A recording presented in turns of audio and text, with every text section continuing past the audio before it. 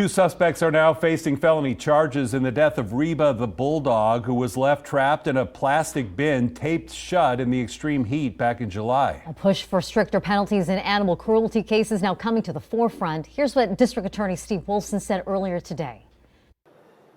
Justice will be achieved in this case. But one of the messages I want to get across today is that the penalty does not fit the crime in this case.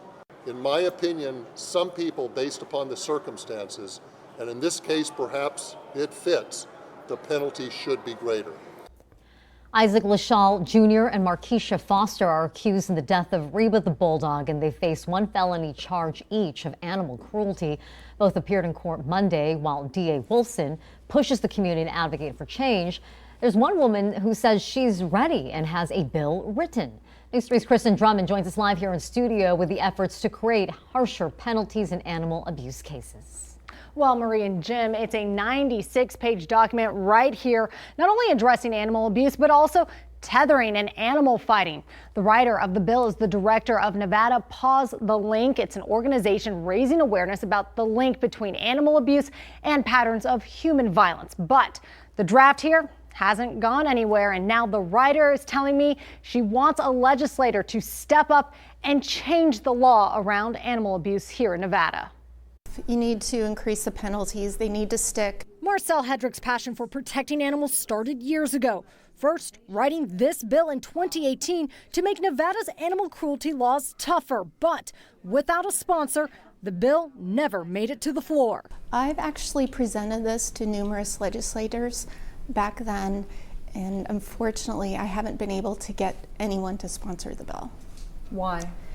I'm unsure. That potentially now changing with Reba's case, the English bulldog who died of a heat stroke after being found taped shut in a bin by a dumpster in July.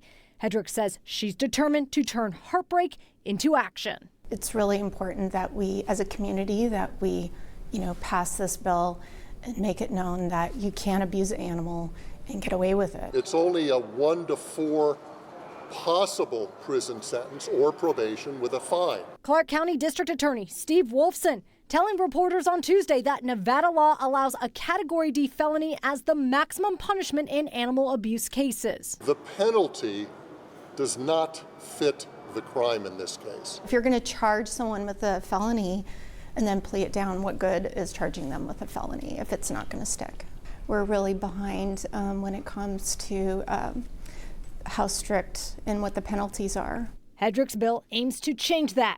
She proposes animal advocates for cases, a law student or a volunteer who gathers evidence for the district attorney's office. This is an extra layer so that someone can speak on behalf of the animal. She also wants to add language, increasing imprisonment length and establishing an animal abuser registry. Even if it's a misdemeanor, I want anyone who has abused an animal in any way to be on this registry.